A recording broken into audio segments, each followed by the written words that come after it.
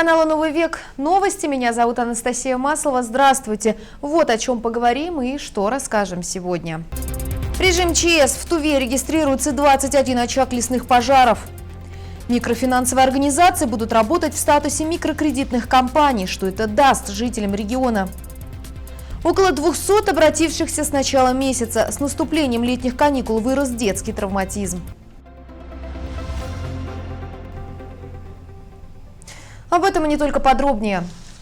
На сегодняшний день в Туве зарегистрирован 21 лесной пожар. Еще вчера эта цифра была в разы меньше и фиксировалось 13 очагов. Об этом сообщает служба гражданской обороны и чрезвычайных ситуаций.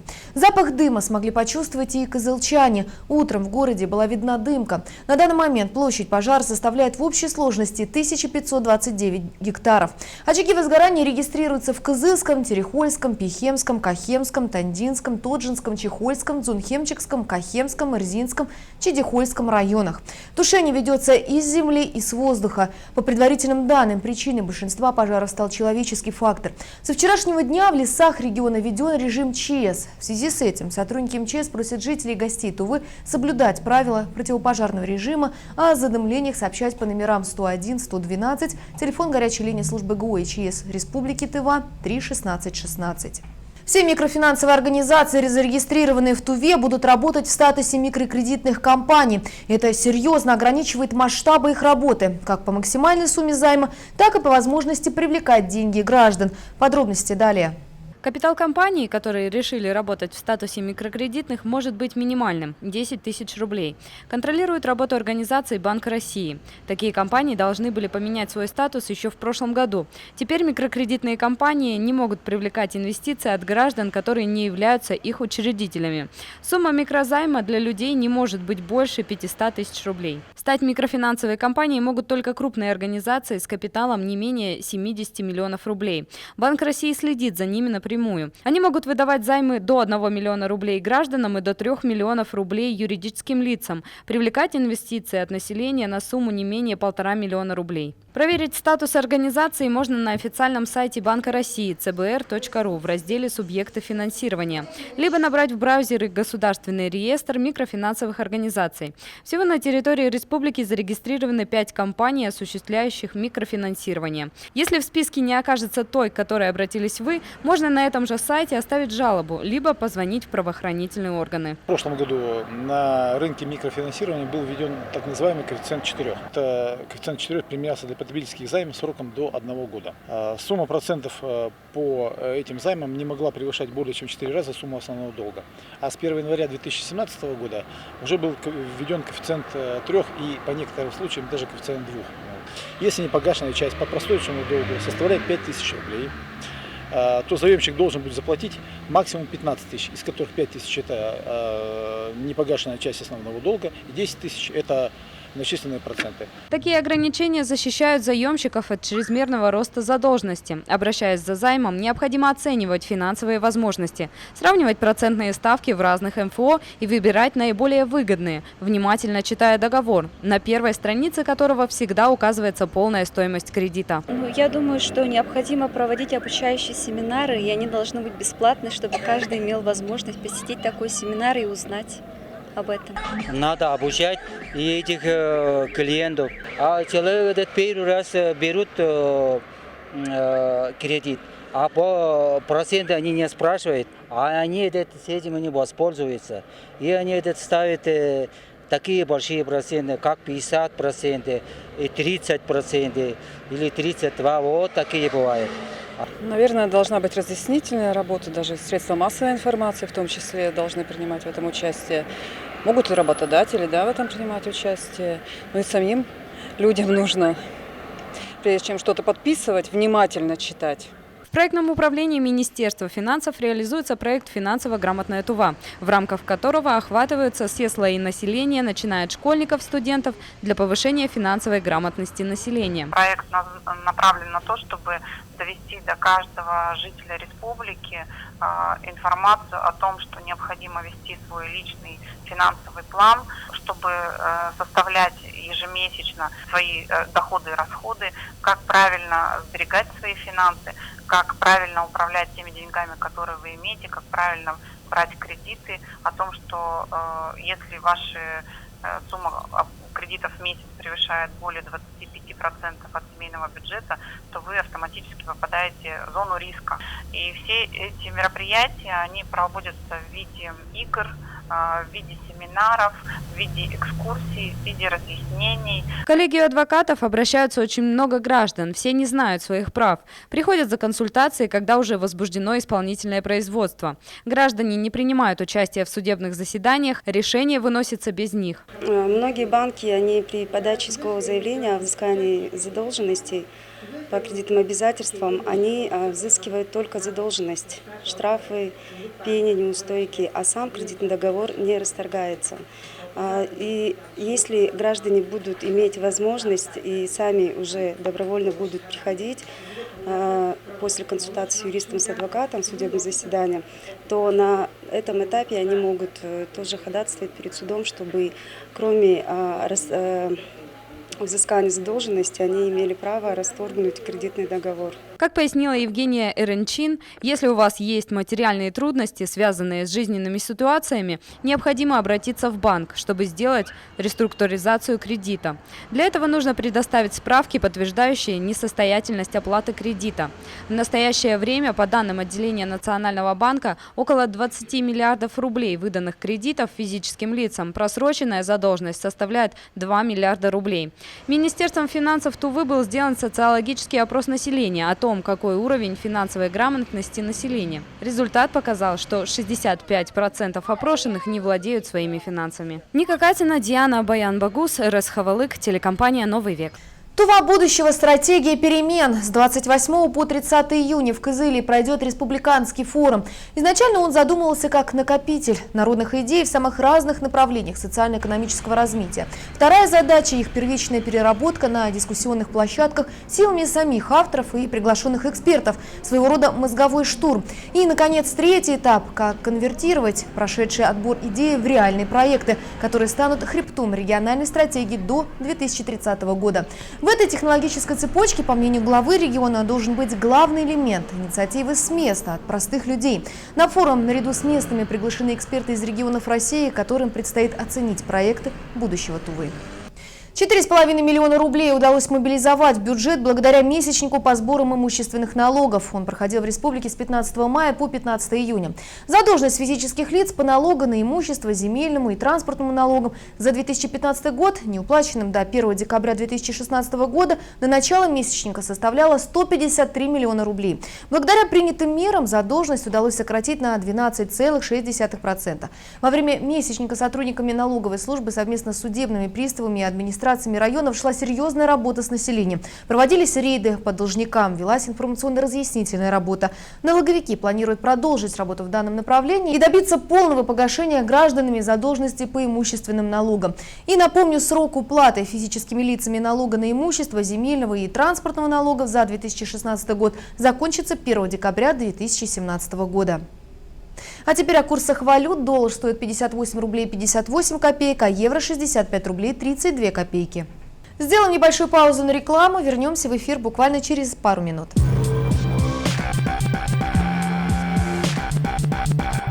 Бабушка знает, где что покупать. Помидоры на рынке, а мясо у Семеновны. Технику-то дешевле в интернете. Смотри. LED-телевизор Телефункин диагональю 80 сантиметров всего за 9990 рублей.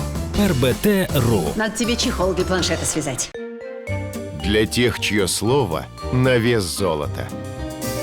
Для тех, кто приблизился к звездам. Для тех, кто занимает ведущие места. 300 тысяч рублей. Выдающийся кредит для выдающихся людей. Банк Восточный.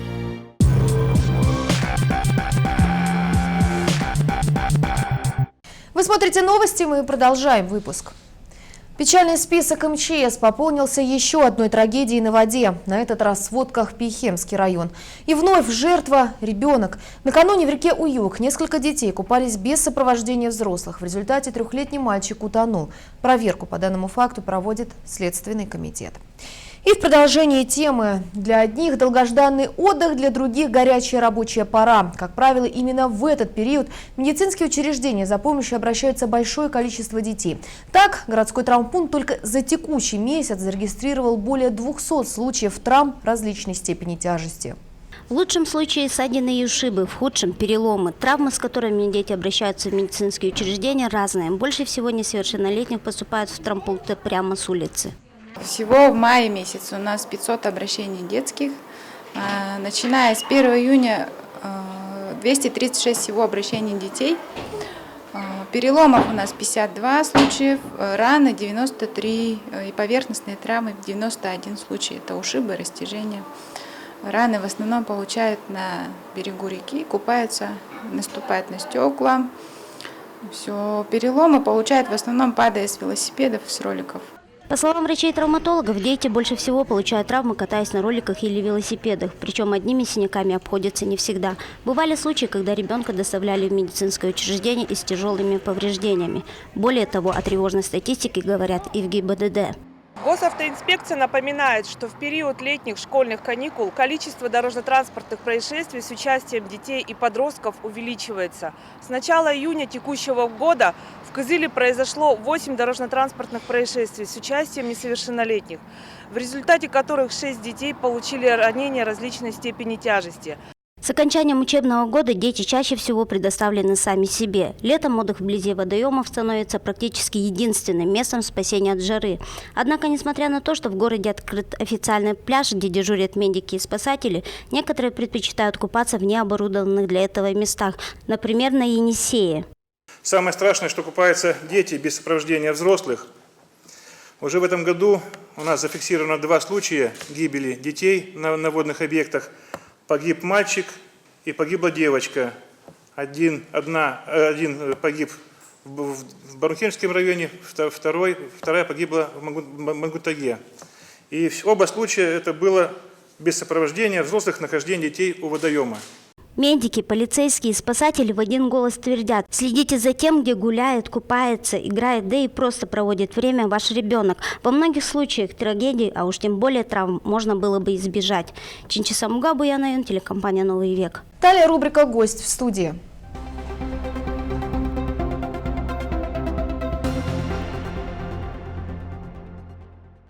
До фестиваля русской культуры на Малом Енисее осталось меньше 2 недель. Сейчас уже вовсю идет подготовка. О том, что ждет гостей, нам расскажет один из организаторов, директор Республиканского центра народного творчества Елена Андар. Здравствуйте. Здравствуйте. Фестиваль на Малом Енисее, наверное, одно из самых ярких событий лета. И вот расскажите, много ли гостей в этом году вы ждете? Я соглашусь с вами, действительно, наше лето началось очень бурно, прямо один фестиваль за другим. Буквально просто напомню, что сегодня стартовал фестиваль Порбажин. Тем не менее, мы уже давным-давно готовимся и к фестивалю на Малом Енисее. Параллельно, да? Параллельно, да, идет подготовка. И хочу сказать, что на сегодняшний день у нас уже 12 заявок, 12 коллективов на фестиваль в селе Сизим. Это 2 коллектива гости, это давнишние наши друзья, коллектив Ирбинушка, Красноярский край, поселок Ирба, и ансамбль чувашской культуры Туслах. Это тоже Красноярский край, но село Верхнеусинское Ермаковского района. И, конечно же, наши участники из наших кажунов участвуют даже коллектив из Мюнгентагинского дальнего района, а также и Пихемский кажун, Чедыхольский кажун, в общем, можно сказать, вся карта республики. И я думаю, что фестиваль в этом году будет очень интересным.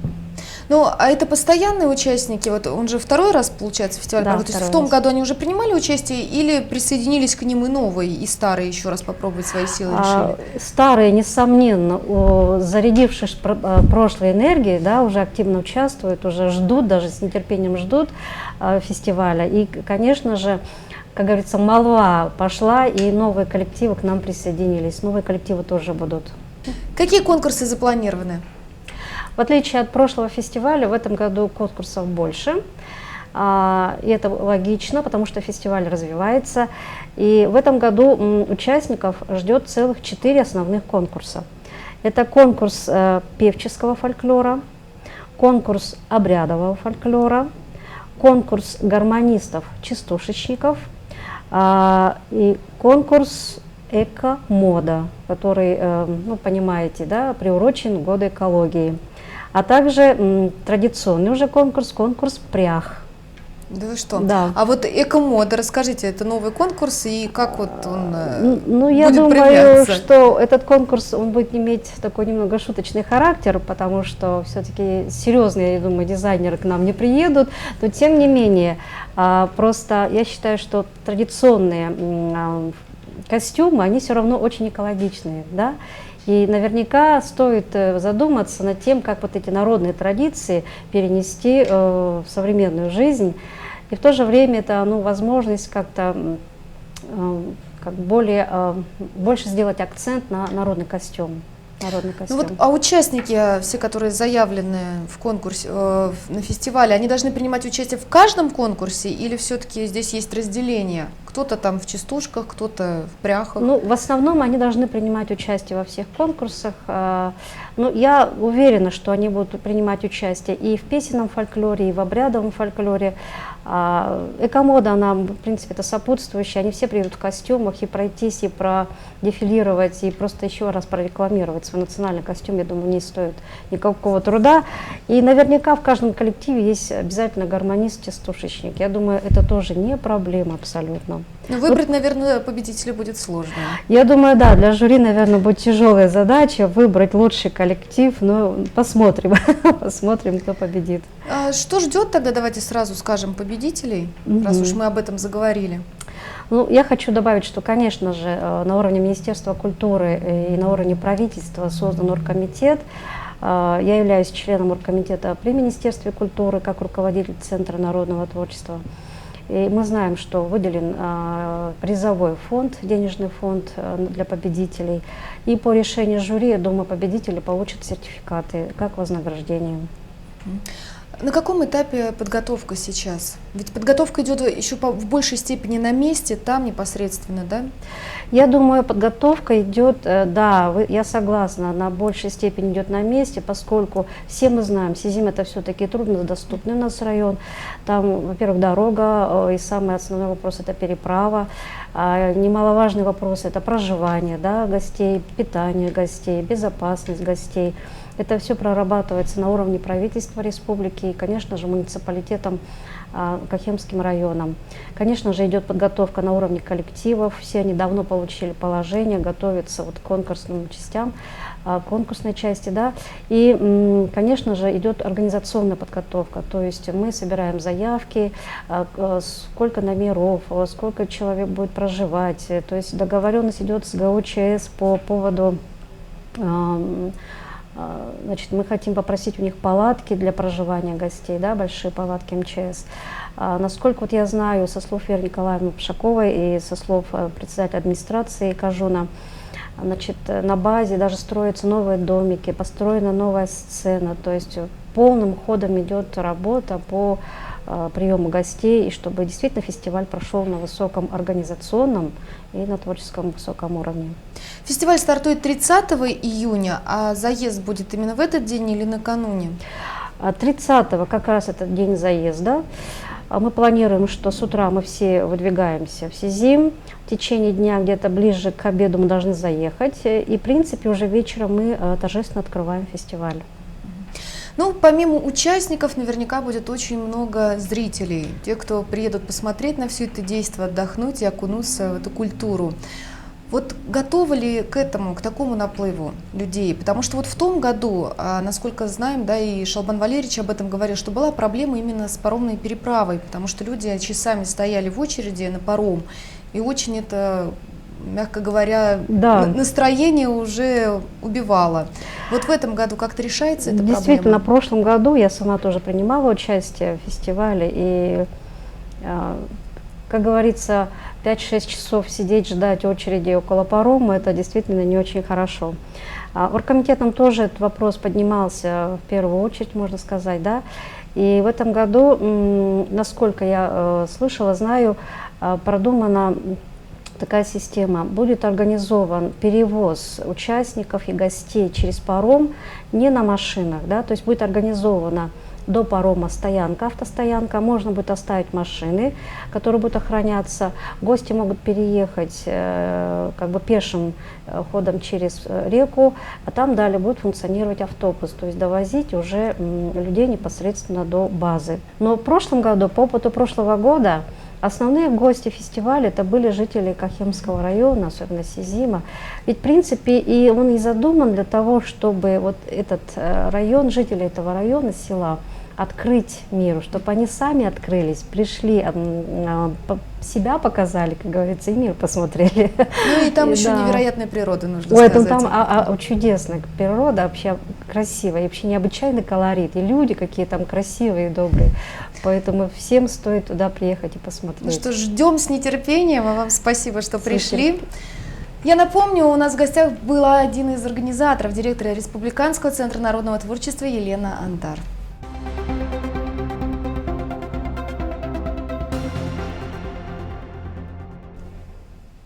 В МВД по республике Тыва состоялся традиционный слет ветеранов органов внутренних дел. В этом году он собрал 21 команду ветеранов различных отделов, служб и подразделений регионального МВД, команда МЧС, судебных приставов, ветеранов УВД Красноярского края, Республики Хакасия, а также представителей УВД Монгольской Народной Республики. Всего около 400 человек. В слете принял участие и помощник министра внутренних дел России, генерал-полковник внутренней службы Иван Шилов. Слет ветеранов – это знаковое событие. Они оказывают немалую помощь ведомству в деле профилактики преступлений и правонарушений, в их раскрытии, профессиональном становлении молодых сотрудников.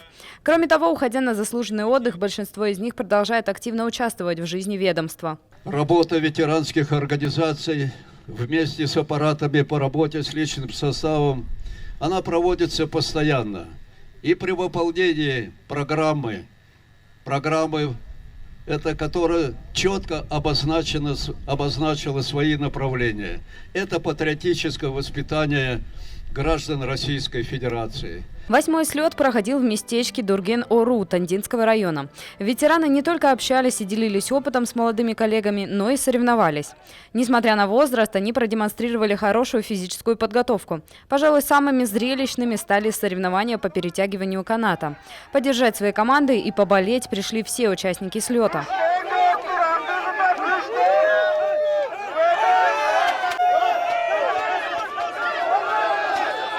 За время слета генерал-полковник внутренней службы Шилов встретился и поговорил с участниками каждой из команд. Обсудили методы работы с молодыми сотрудниками, которым в настоящий момент уделяется большое внимание.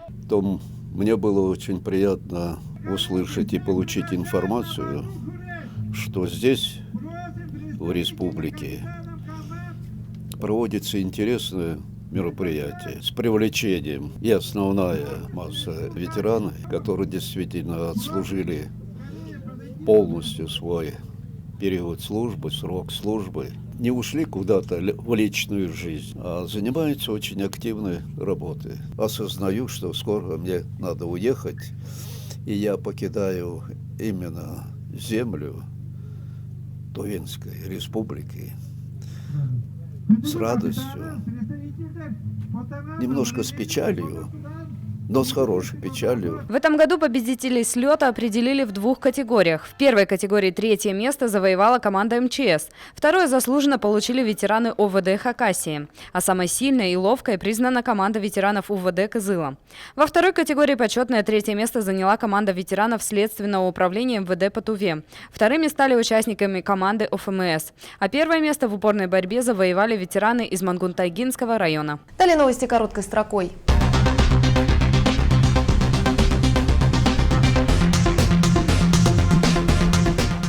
Борьба с контрафактом продолжается. На посту Шевелик сотрудники ГИБДД остановили иномарку, за рулем которой находился 30-летний житель Кызыла. В ходе досмотра автомобиля сотрудники полиции обнаружили в багажном отделении 7 пластиковых бутылок со спиртосодержащей жидкостью объемом 5 литров каждая, принадлежащих к 29-летнему пассажиру, жителю села Дурген. Спиртное изъято и направлено на экспертизу. По данному факту проводится проверка, по результатам которой будет принято соответствующее процессуальное решение. Власти Тувы в разы увеличили расходы регионального бюджета на поддержку частных детских садов. Если ранее помогать бизнесу в организации учреждений дополнительного образования можно было только за счет грантов главы республики, размер которых не превышал 300 тысяч рублей, то с 2017 года правительство республики открыло отдельную линию субсидирования с годовым объемом более 10 миллионов рублей. Еще один значительный плюс нововведения состоит в том, что республика готова взять на себя и расходы по выплатам заработной платы воспитателям, нанимаемым частными детсадами. В связи с наступлением купального сезона Управление Роспотребнадзора по Республике Тыва обращает внимание населения на опасность заражения энтеровирусными инфекциями, характеризующимися лихорадкой, поражением миндалин, центральной нервной системы, желудочно-кишечного тракта, кожными проявлениями и поражениями других органов и систем. Чаще всего вирусу подвержены дети с неокрепшей иммунной системой. Напомню, что с начала текущего года в Республике Тыва отмечается подъем заболеваемости энтеровирусной инфекцией, в том числе энтеровирусными менингитами. У жителей Тувы появилась новая возможность контролировать благоустройство и санитарную чистоту территории республики. Портал открытых данных opentuva.ru позволяет любому гражданину быстро и легко направить обращение во власти с указанием адреса и фото места несанкционированных свалок. Все обращение поступает на закрытый доступ портала, который ежедневно обрабатывается специалистами Министерства информатизации и связи Республики Тыва. Обращения сортируются и направляются с письмами в соответствующие органы власти и местного самоуправления. Граждане могут отслеживать судьбу своей жалобы непосредственно на портале, а также оставить свой комментарий по исполнению обращения. Полицейские артисты завоевали 3-е место в музыкальном фестивале МВД России «Щит и лира», прошедшем в Москве. Сотрудники МВД Тувы представили региональное ведомство в номинации «Вокально-инструментальные ансамбли». На 12-м фестивале «Щит и лира» подали заявки более 6 тысяч сотрудников органов внутренних дел из 72 регионов страны. 500 человек сумели пройти строгий отбор на региональный этап конкурса и выйти в финал. Для заключительного этапа фестиваля в столицу прибыли 350 лучших конкурсантов, 150 из которых выпала честь выступать на гала-концерте на Поклонной горе в День России. Сейчас узнаем, какая погода ждет нас завтра. Обзор, как обычно, представит Муза Черепанова.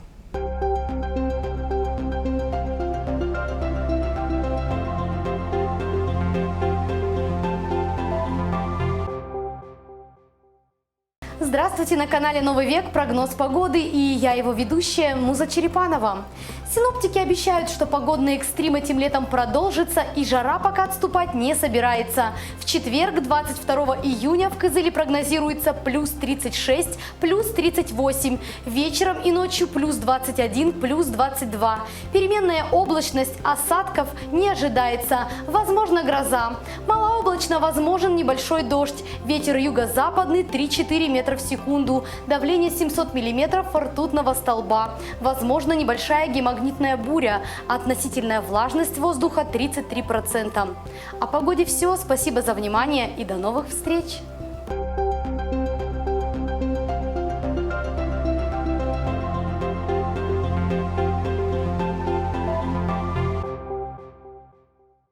Это все новости к этому часу. Если что-то пропустили, смотрите выпуск также на YouTube-канале Тувинской единой службы информации. Спасибо за внимание и всего доброго.